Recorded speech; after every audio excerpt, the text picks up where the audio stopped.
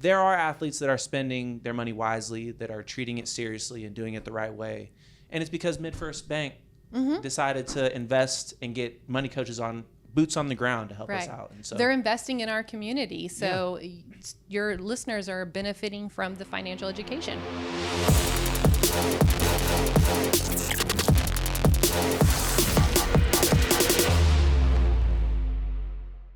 Welcome back to another episode of The Double Take. I'm Rodney Anderson. Usually with me is Caleb King Kelly, but he is out on paternity leave right now. Shout out to him. Shout out to his fam. He's taking care of business, holding it down. Man, what a great family. Him and Larson are doing things the right way. In his place today, I have MidFirst Bank Money Coach, Cammy Schaefer. Thank you so much for having me. Yeah, second time, right? Yeah. Like back on the pod. We're going to make it a regular thing. I love it. I think that it's such an important part of college sports now is finances. Obviously, it's not been a thing in traditional years, but in the new age of college sports that we live in, like you need some type of guidance with your finances, especially in this ecosystem that we're all living in, because people are taking advantage of these student athletes left and right. And so the more knowledge they have to arm themselves with, the better it is. And so thank you for being on the show. Yeah, thanks for having me. Yeah. How have things been this summer?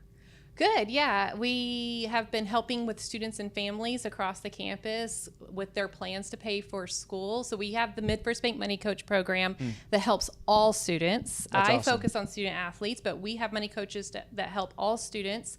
And so we've been in front of the students and their families going over their resources to pay for school before they start this fall. That's awesome. And such a help too, because I mean, there's so much that goes into just getting on a college campus as a normal person. Now you're a student athlete with all these extra things going on. And like, so just, I can imagine the help that you provide for them. What are, like, I guess, is it easier in the summer? Like, what does your day-to-day look like right now? So today I only had one presentation to give.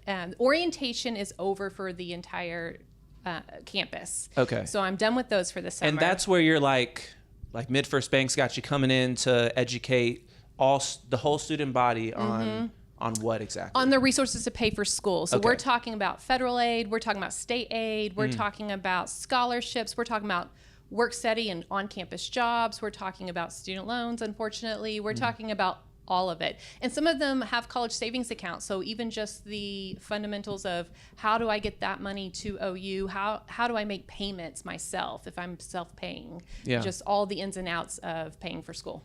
Man, and so that's like already a huge thing. Yeah.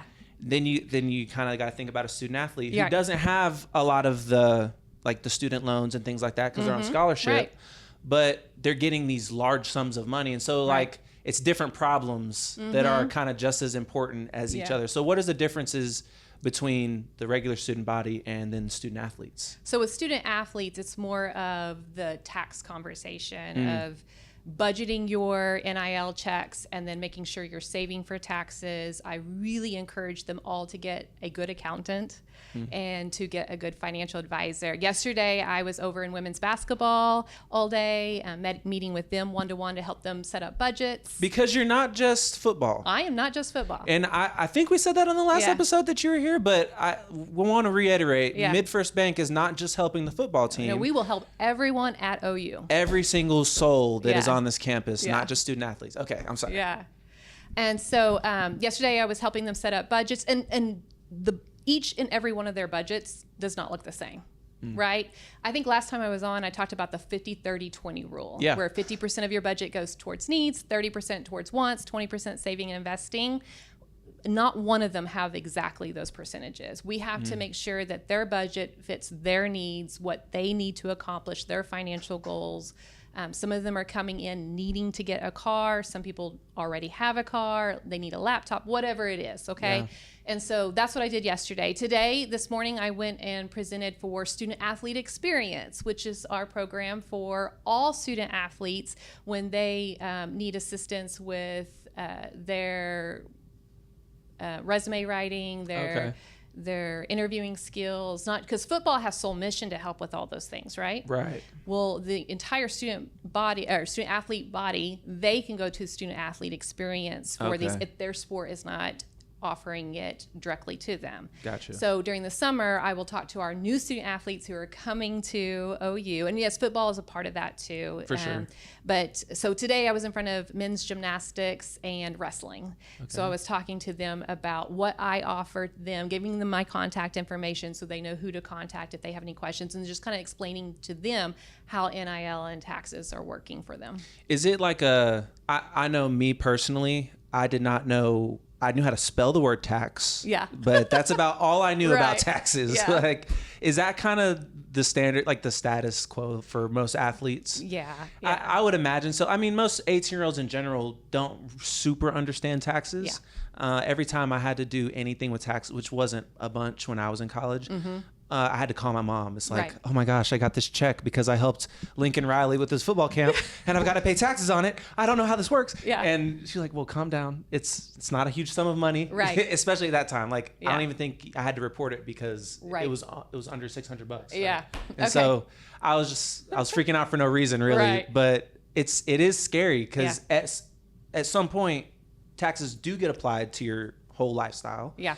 And you kind of just have to understand how they work right off rip, because if you mess up, there are big consequences. Penalties. Yeah. Well, and for me, it's easier because I'm getting paid by MidFirst Bank. They're withholding my taxes for me, right? Whereas these guys are being, and our women too, these athletes are being paid 1099. And so they are self-employed. So they have to withhold the taxes or save the taxes themselves. And so I always tell them, you don't need to know the ins and outs of the tax world. That's what the accountant's for. How did you learn how to file taxes? I mean, was it your mother that taught you? My mom taught, like, so I would like literally get on a FaceTime or like a call okay. with my mom, and I'd be like, okay, now what do I do? Yeah, And she kind of exactly. walked me through the whole thing. Now I do have somebody that does it for me. Okay, nice. And so it's been like a weight off my shoulders. I Yeah. just got to make sure I have all the documents. Right. So I wouldn't give myself an A+ on doing taxes. I'd give myself like a solid B, period. You could know more. Yeah, I could know more. You know what? I could be better at doing my taxes by myself. Right. But I don't need to. You don't need to. Yeah. And so, yeah, if you have But a I good should though, probably, right? Like, I think it's good to know, but if you have a good accountant, that's their job, right? They're the experts in that area. I do shout out Curtis. I do trust Curtis. Well, and so like I do my own taxes for me and my husband, but we have a nonprofit. And so I have an accountant that does the taxes for our nonprofit. Yeah. Not the expert in that area. So I would say, so my stepdad taught me how to do taxes. Okay, I'm sorry. Okay, go ahead. But nonprofit taxes versus Yeah. regular taxes, let's call them. And so like I'm not even well versed in that area. That's why I hired him. I knew that I needed to, that he was going to charge me a fee to file my nonprofit taxes, and I knew that I had to file it. So I just sent him all the money we collected, where we collected it from, what our expenses were, and he filed them for us. But that, right, like even just hearing that from you, that's such a benefit. Yeah. that you're providing to our athletes, because a lot of them are starting to have their own, charities or like, I don't know, I'm losing the word, but like the charitable things Charitable that giving. they get into, whether Yeah. it's camps or they're just donating money, like, and those at the end of the day are good tax write-offs too. And Yeah. so understanding that whole ecosystem, like just hearing your story, it's like, okay, now I like for sure need to get that accountant, because Right. he or she will help me manage all that stuff. So yeah, and so my stepdad taught me how to do my taxes, but I've always been a W-2 employee. I've never had my own business, whereas these athletes are self-employed, so they have different deductions at their disposal than I ever did, like their self-employment tax deductions, and so they have expenses they can write off. That's why they need to be working with an accountant. Their accountant is going to use those tax deductions and credits to lower their tax liability. Okay, let me ask you a question. Okay. Because I, like, fairly recently, it's been the past couple of years, I started learning about, like, because I'm getting into my own little side hustles and stuff, and I'm, like, trying to learn, like, different things and the ins and outs. I haven't really, like, done anything crazy. Yeah. Just trying to learn. I'm starting slow. But I'm learning about all these write-offs. Right. They relate to your job. Right. And so if this is considered their job, is, like, the car they drive to campus in a tax write-off? Is the food that they buy for their health, like their nutrition, is that like, I know that a lot is provided for them, Right. but all that stuff associated with anything that they would go in, like maybe it's a massage therapist or that's all tax. So I don't give them tax advice. Okay. So as an educator, I do not give them tax advice. Fair. I say is get an accountant and find out from them what could be a tax deduction for you. What receipts do you need to keep? Wow. What could be considered a tax deduction? They are the experts in that area. That's why it's worth paying the fee for the good CPA, the certified public accountant, for them to be able to lower that tax liability for them. Instead of them trying, if they're going on to TurboTax or H&R Block and doing it themselves, they're probably leaving money on the table. That is so crazy to think, like, wow, the gas that I put in my car, the car that I'm driving to, like, it could. The mileage to and from an NIL deal, absolutely. Oh my gosh. Yeah. Okay. I'm glad that, man. All right. Every single month we're going to have Cami Sheaffer on, the MidFirst Bank Money Coach, because not only are these student athletes learning something, I'm learning something as well. And I feel like my pockets are going to grow just by having these episodes once a month, sitting right here. I'll relay this information to Caleb. Nice. He will definitely appreciate it. Nice. Okay. Let's take a step back. Okay. Because you're obviously a great help to the university student body, the student athlete body, just overall. But tell us more about you, especially as we kind of start to really get on a consistent basis with this podcast, and we're gonna build it out even bigger. We'll be in a studio here soon. Stay tuned. And so as we continue to grow, we'll see more and more of you. I think we owe it to you and our audience to just hear a little bit more about you. So where are you from? Okay. Where did you grow up? Yeah. What college did you go to? Just give us the background. So I grew up in Oklahoma City. I always say I'm sooner born and sooner bred. A plus. Yeah. Just the biggest plus. And so I went to high school in Oklahoma City, graduated, and then I went to OU. Okay. I graduated with my bachelor's in advertising from Gaylord, because it's actually in journalism. Still using the degree, I see. Not and really. Right, not at all.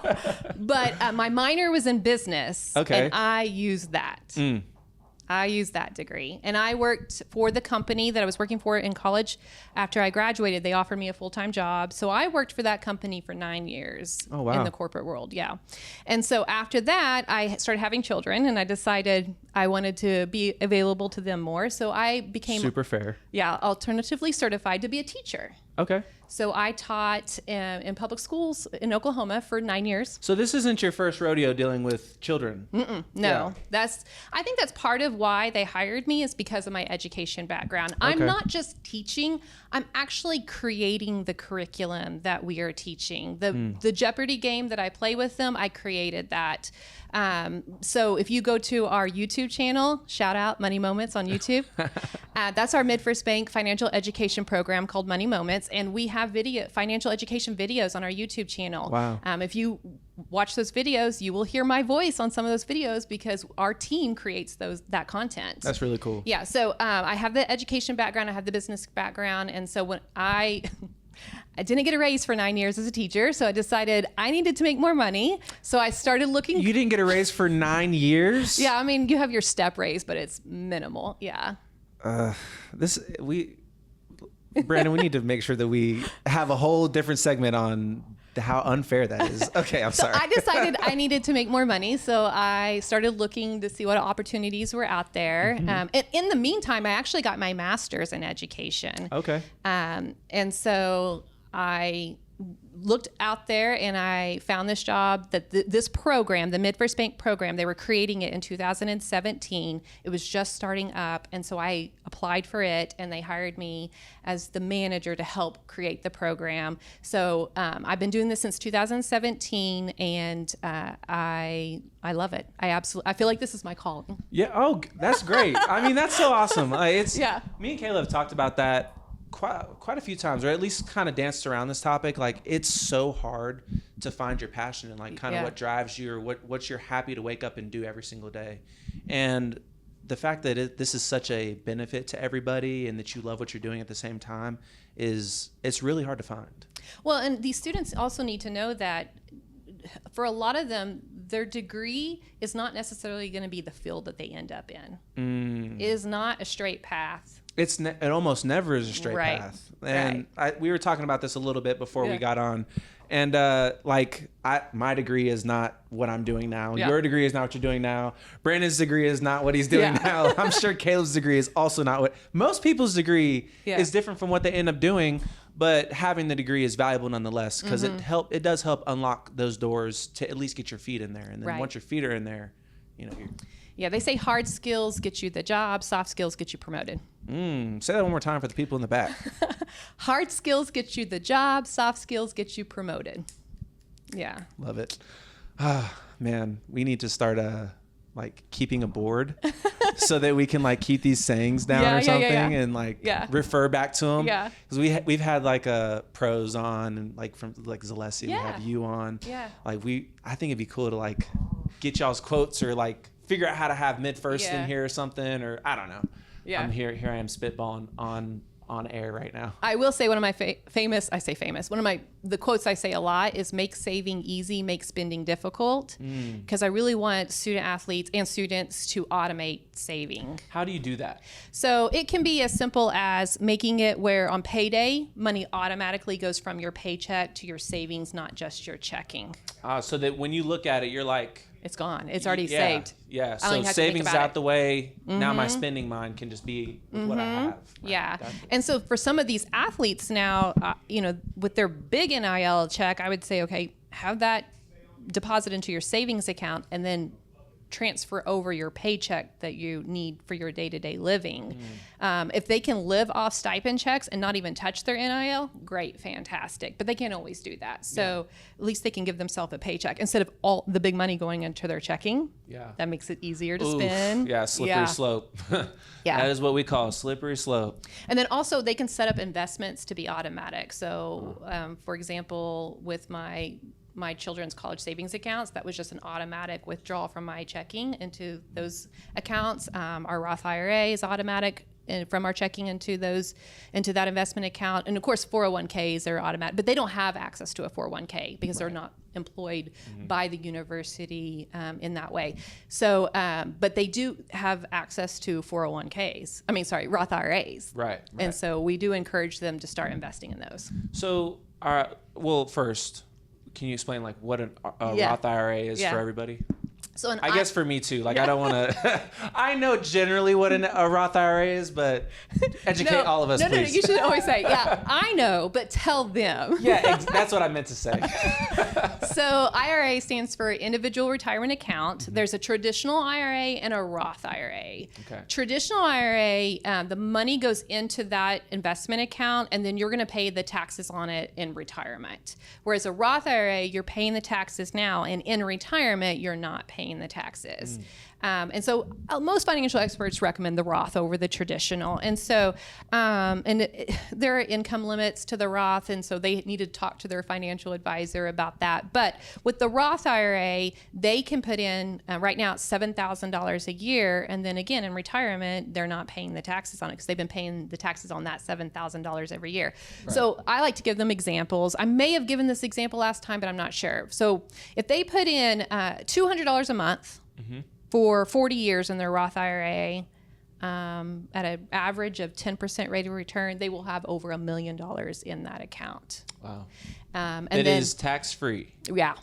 And then if they max it out at $7,000 a year, which it will go up over the years, but let's say $7,000 a year for the next 40 years at a 10% rate of return, that's over $3.4 million. That's so crazy. Yeah. So just for investing. Yeah. And you could turn it on, like you said, to just okay, before I even look at it, it's disappeared. I don't even know what I'm missing. Right. It's all about starting early and being consistent. And I tell them, it doesn't matter if you get to the NFL or not.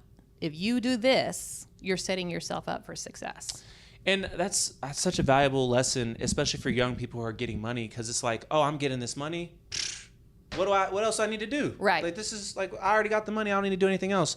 Well, it'd be beneficial if you did the Roth IRA as well. Maybe put some away in savings just for your general savings. Maybe at college if you're have that much foresight to think about kids that you may or may not have. Yeah. And so it's not just. I feel like that is the slope that people tend to slide down. Oh, I got all this money and I got put some in my savings. Now I don't need to do anything else. That money disappears really quick because life happens. Right. And who knows what life is going to throw at you. And I think for some of them, they already know what a savings account is, a high yield savings account, and why that's important to get interest on that money. Some of them are coming to us with no accounts. So just getting the checking account is the first step. And then teaching them that that money needs to be at least in a savings account earning interest. So that's first step. Second step is, okay, you have your money in a high yield interest savings account. That's great. I had an athlete just ask me recently, okay, I'm getting like almost 3.2% in that account. Where can I get a little bit higher? So I don't feel like just shopping around for these different savings accounts for just pennies on the dollar is where it's most effective. I'm like, okay, you have 6 figures in this savings account at 3.2%. You could take a chunk of that and start investing it and potentially earn a lot more than 3.2. Like a good chunk. If it's just like, money's just sitting there, it's not really, if you're not maximizing it to its full potential, then you could be doing a lot better. What are some? I know that I don't want to we're not giving investment advice. No, don't. This is not that type of show. Yeah. We're educating you. Educating. Yeah. Like what are some good examples of investments that are generally safe to make? Okay. So again, I don't. This isn't we're not giving advice. Right. Yes. So I do talk to them about the stock market and how it goes up and down, the buy low, sell high. We talk about bear market, bull market. We talk about all of that. But I talk to them about stocks and how it can be riskier to buy and sell individual stocks versus getting a mutual fund or an index fund. So we talk about those.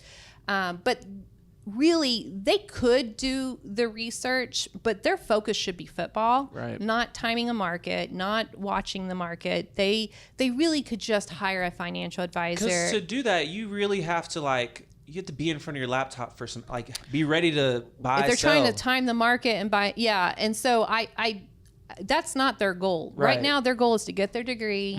Number one. Number two, win championships, right? Yeah, exactly. Hey, side note, because I just have to say something. Last week we pulled the clip from our show. Okay. And we were talking about the Sooners' chance to win a natty, where we've been ranked and stuff. And the clip that we posted, I decided to, repost it, and I quote tweeted and I said, "Hey, are the Sooners going to win a national championship?" or something like that. Boy, I got torn. There are so many haters for the Sooners winning a national championship this year. I did have a lot of people hey, no, they might be getting slept on, that agreed and stuff. Yeah. And that was my point. I think we're set for a pretty good year. I think so too. My husband is super excited. By the way, you're talking about those little quotes. My husband gives my 18-year-old this advice all the time. It's his favorite quote: haters gonna hate. They do, always. Haters are always going to hate. Yeah. And it everybody knows that quote, but it can't be said enough. Yeah. All these haters underneath I wasn't joking, to be honest. I wasn't joking. But, it was just kind of lighthearted. Yeah. Are we going to natty this year or am I tripping? Hey. That's what I said. Yeah. Or am I tripping? And everybody was like, oh, no, you're definitely on drugs. I was like, okay, whatever. In 2000, did we know going into it?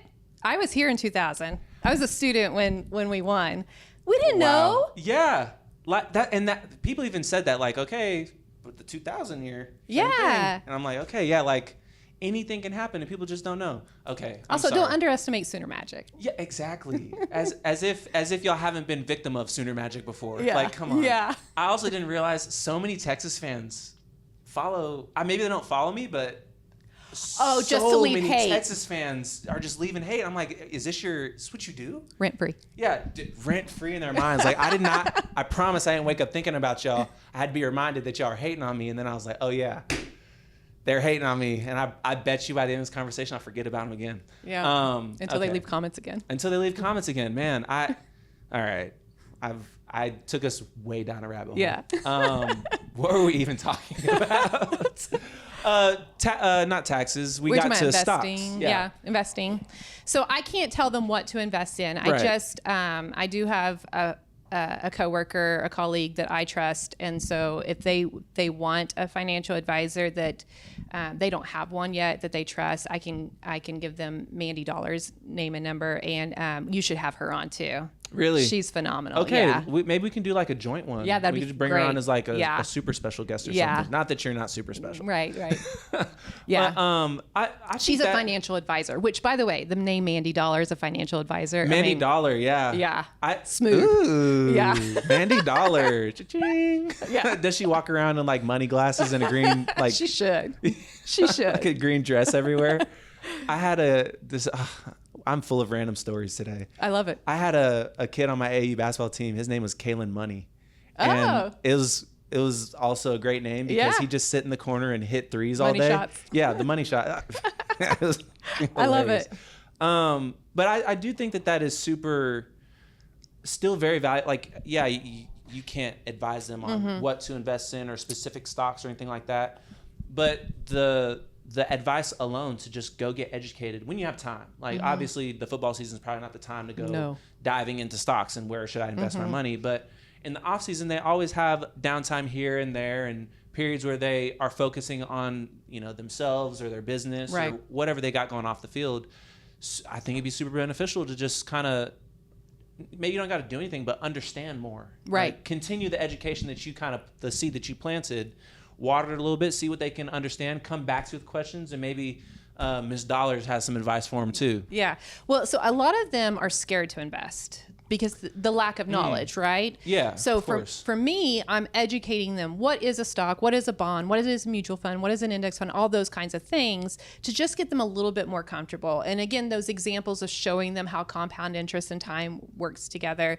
I feel like some of them are starting to open up to the idea. Some of them are starting to reaching out to a financial advisor. I always tell them, in fact, I told the group today, don't wait till the people are hitting their DMs.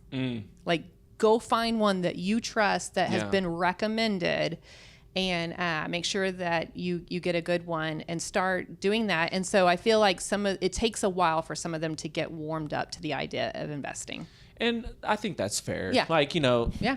it's a big decision anytime I got to reach into my wallet and spend money, Right. like I don't want to see it disappear. And I'm sure there's also that, like, do you ever see like this like mental struggle in their minds? Like they come in having not made a dime, and then all of a sudden there's 6, in some cases 7 figures sitting in their accounts all of a sudden. Do you ever like encounter that fear of losing it? Like, Yeah, absolutely. Yeah. And I have some that are like, oh, I'm not gonna lie, I spent some of this money, and I'm like, it's okay to spend some of your money. I'm not gonna lie. That sounds just like an athlete. Hey, I'm not gonna lie, T judges. I spent that money. And that's the point of the budget, is for them to figure out how much they're allowed to spend, because they did earn this, so they should be allowed to spend some of it. Now, do we want them to spend all of it? Absolutely not. But that's the benefit of the budget. But some of them, I mean, I have one particular athlete that I think for the last 3 years I've been trying to get him to invest. He's starting to warm up to the idea, but he is not spending that money. He's not blowing through it. Yeah. It's just not working to his advantage just quite yet. Yeah. And so for him, it's just taking time. Another topic that a lot of them are hesitant is just building credit. They've all been warned about the negative side effects of credit cards, right? Like getting into credit card debt because of that high interest rate. And so teaching them how to responsibly build credit is something that it takes time for some of them to warm up to that idea. My parents always, I would always pay for gas with the credit card. Yeah.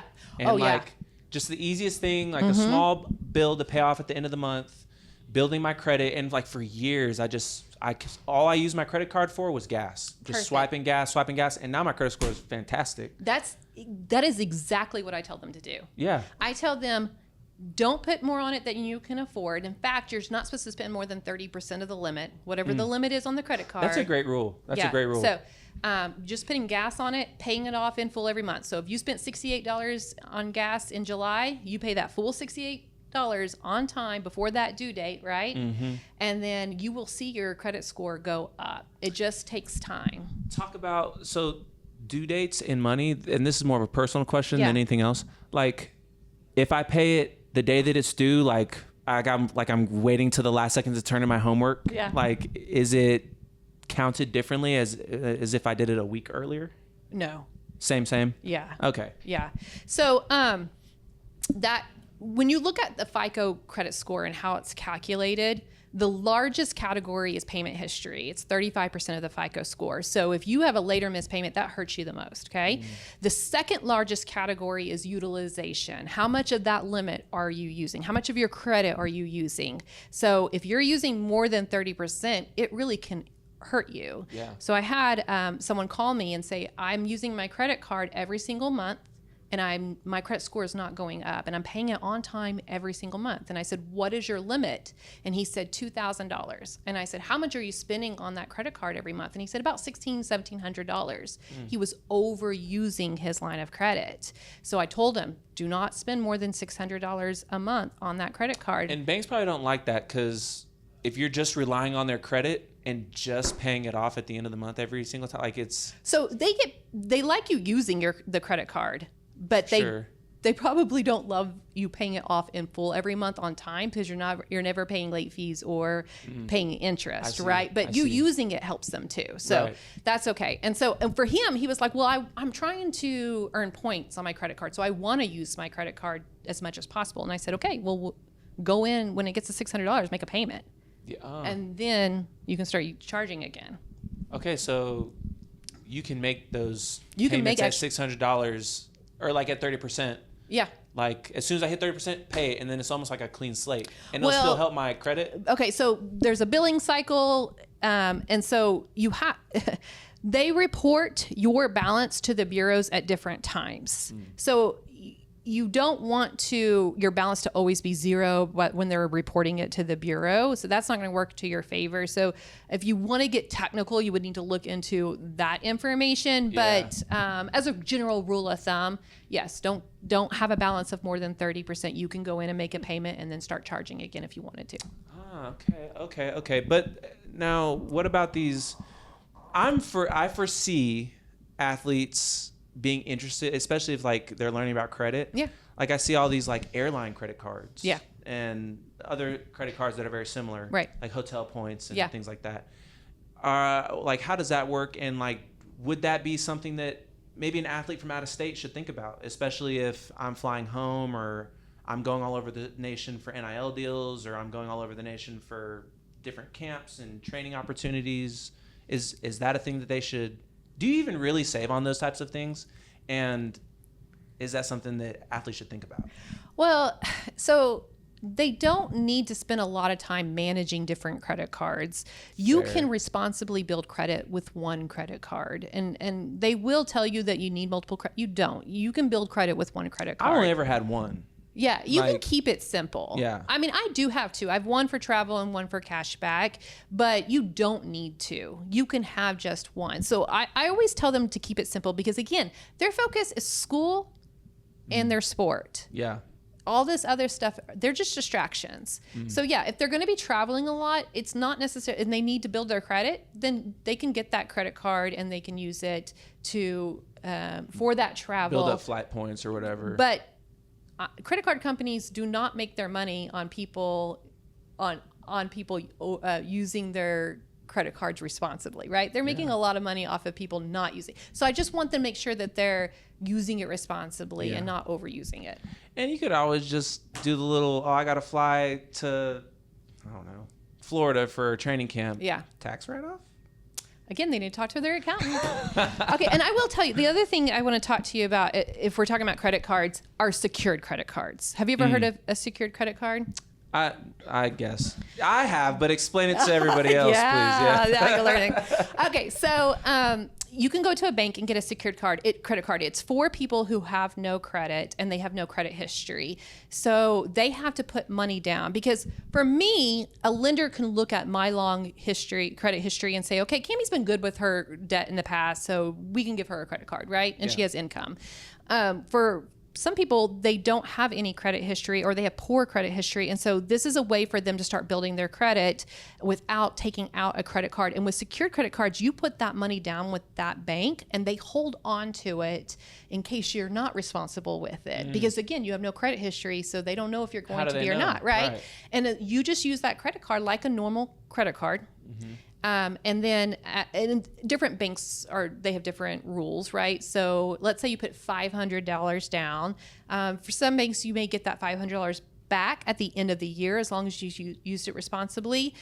Some maybe you don't get the money back until you close the secured credit card. Okay. But I love secured credit cards for college students because those limits are not very high. In that case, that limit is $500. Right. They're not going to get themselves in trouble with credit card debt. Yeah, because I mean, it's a low, right, yeah, $500. So I love secured credit cards as a way to build credit for college students. Yeah, I mean, you're just paying gas. Like you'll never hit that paying gas, and for whatever little thing that you decide to use it on to help build credit.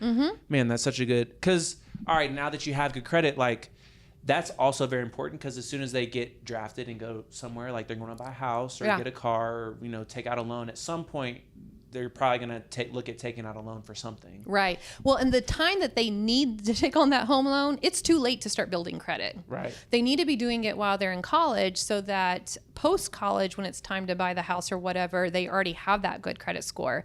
I'm going to tell you another story. So I had a coworker who graduated with his bachelor's and master's degrees from OU. Okay. Never had taken out any debt, so had no credit. Oh. He got a secured credit card. In 1 year, he went from no credit to what they call good credit. Okay. And then in a year and a half, he hit that excellent credit range. And that's all it was a secured credit card, using it responsibly every month, keeping the balance low, paying it off on time every single month. Well, so why would you want a regular credit card?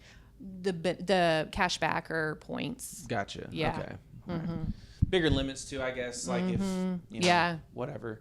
Now, I thought of a question. So, like, you got good credit now. Say we'll stick with football as an example. You go to a team, and it's time to buy a house. I don't know. Maybe you need a car too. Yeah. Maybe you haven't had a car in college, and you want to get one because you need one to get to the facility and back. Right. Do you buy so you got good credit and you have all this cash flow? Does it make sense to take out a loan for a home? Or take out a loan for a car? Why wouldn't I pay that off? Okay. And not have those bills. And so their financial advisors are going to talk to them about this because they're going to talk to them about with a home loan, being able to write off the interest, and with the car loan, it's most cars are depreciating assets, right? And so for us, it might not make sense to get a car loan and pay interest on an asset that's decreasing in value. But for some of these high income earners, and their cars being part of their tax deduction, their write-offs, then they might want to get a more expensive car or a larger car. There's a certain pounds that it has to be for it to be considered a tax deduction or available to be a tax deduction. So their financial advisor is going to talk to them about what makes the best sense for their financial situation. Yeah. I see. Like it is kind of hard to give blanket advice. Like to your point, because not everybody's budgeting, spending, whatever is going to be the same. Yeah. Needs are going to be different too. Right. Okay, man, such great background. We know who you are now. Okay. Where do we see this program going? Like, obviously, we're going to grow the program. Yeah. You have big plans. I mean, I feel like we're in such a transitional period for college sports in general, but OU, I feel like, has just done a great job. Like, you see all these headlines and articles come out about, oh, we brought our collective in, or we got this money coach, or blah, blah, blah. And then it's been 2 months and I haven't seen another post about that. But I feel like here, hey, we brought our collective in, we hired Bobby Nash. And, we're going to invest in our student athletes' financial situations. We have our MidFirst Bank Money Coach, Cami Sheaffer, and we got financial advisors we can hook them up with. Where is this going in the future, and how are we growing this program? So we have 9 MidFirst Bank Money Coaches on staff. 7 of them are actually OU employees. They're the ones, because MidFirst is sponsoring this program, but they're the ones meeting one-to-one with students going over their financial aid options, and they teach them financial literacy because we're all certified financial health counselors. Mm-hmm. 2 of us are MidFirst employees, and we're the ones going out and giving presentations in classrooms, and I focus a lot on athletics. And so right now we just been growing so much that we're actually hiring a new MidFirst Bank Money Coach. If you would like to apply. Everybody who's got some type of finance degree, or maybe you don't even need a finance degree. I mean, honestly, having a passion for finance, personal finance is a plus. Having a passion for helping people and getting in front of people, because it's a lot of presenting. So you have to be comfortable talking to people. On a podcast. Yeah. Who would have thought it?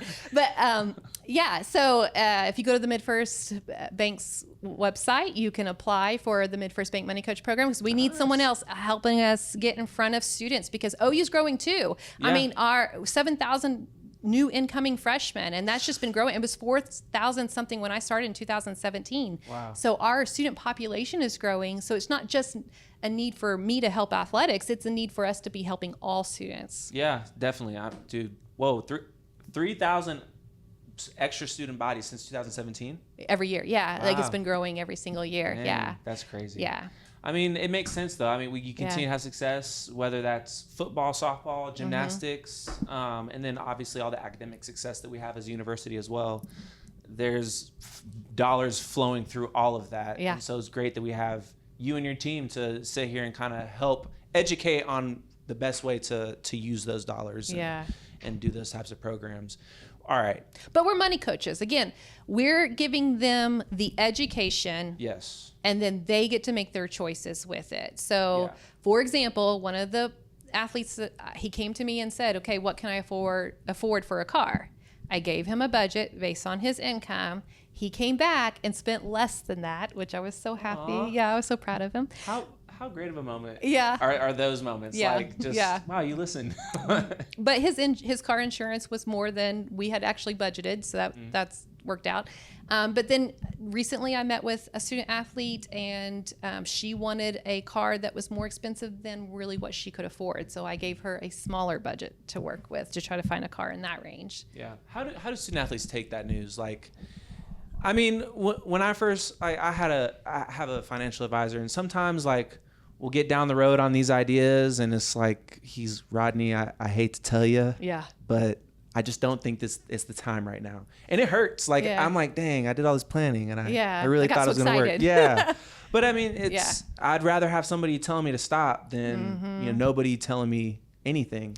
Well, especially if you came from a place where you had nothing, and now you have this check, and you're like, okay, I can get myself a car, and you want to reward yourself, but you don't want to overextend yourself either. Right. And what I said to this athlete is, just keep in mind, your goal right now is to get the degree and get paid to get this degree doing what you love. Right. That is the goal. It is not to get the flashy car. And I'm not a car person, so I don't care about that anyway. Yeah, I mean, everybody's got their, I think that's, and it goes back to your budget, right? Like, you need some type of a decent work-life balance. And I think balancing all things is very fair. I mean, you work hard, you earn a little surprise for yourself, or you earn a treat, whatever. Just as long as, to your point, not overextending yourself. Right. And keeping in mind, too, that just because I can't do it right now, that doesn't stop the work that I'm doing.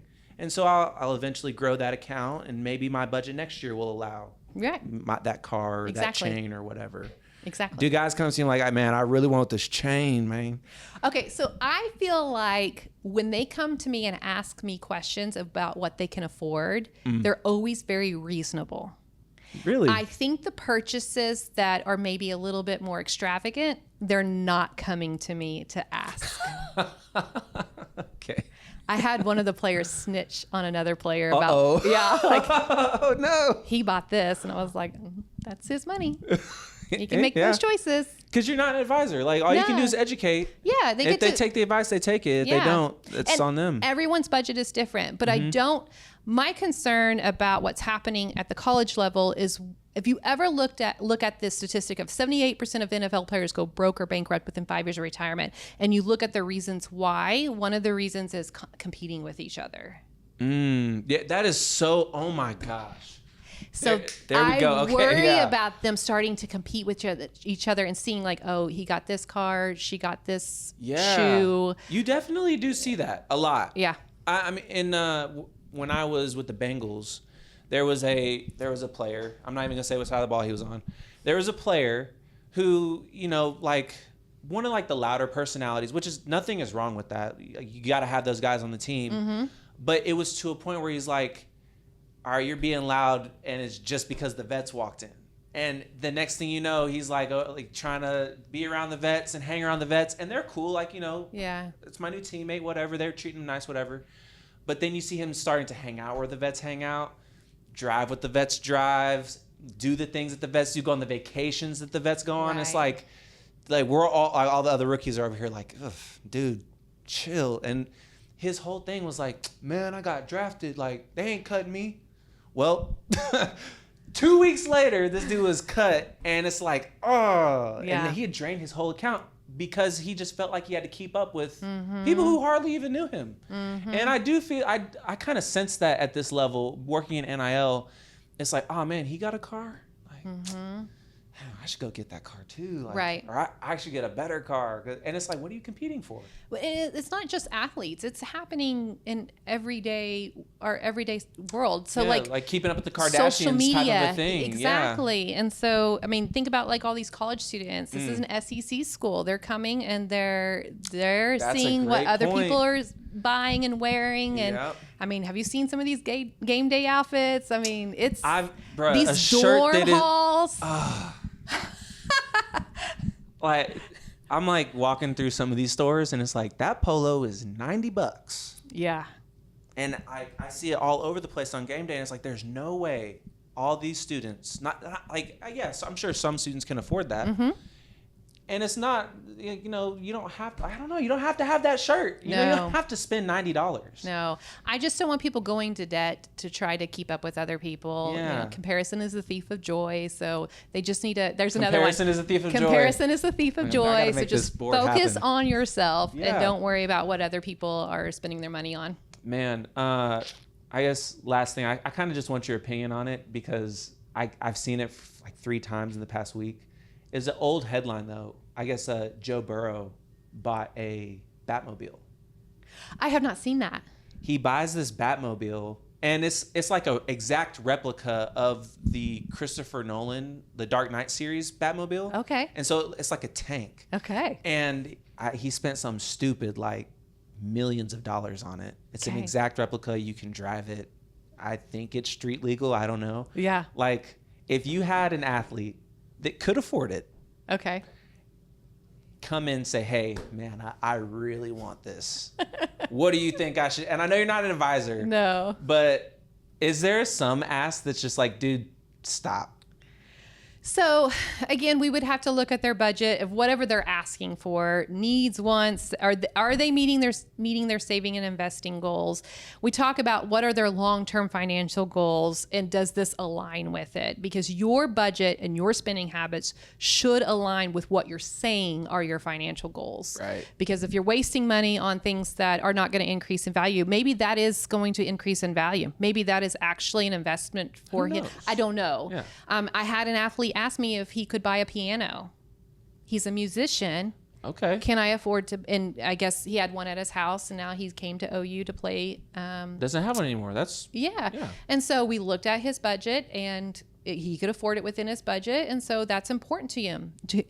That he values his music, and so I said, yeah, but I'm not here to tell them really yes or no. That's not my job. My job is to look at and say what you can afford and what you can't afford, and then you make the decisions based on that. So if it was, I don't know, like I'd be like, dude, shut up. You don't need that Batmobile.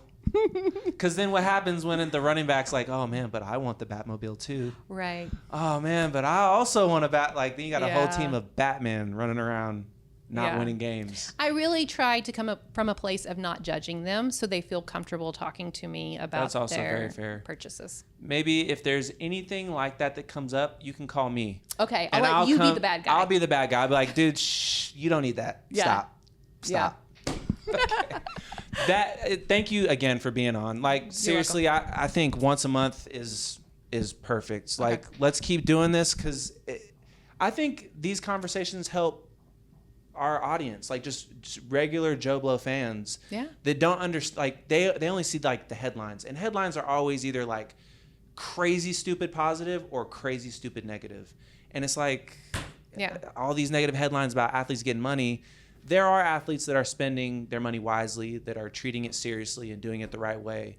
And it's because MidFirst Bank decided to invest and get money coaches on boots on the ground to help us out. And so they're investing in our community. So your listeners are benefiting from the financial education. There you go. Yeah. We'll keep having you on. We appreciate you. Thank It's been you. another episode of The Double Take. I'm Rodney Anderson. Caleb King Kelly is absent, but in his place is Cammy Schaefer of the MidFirst Money Bank coaching system. Thank you. Goodbye.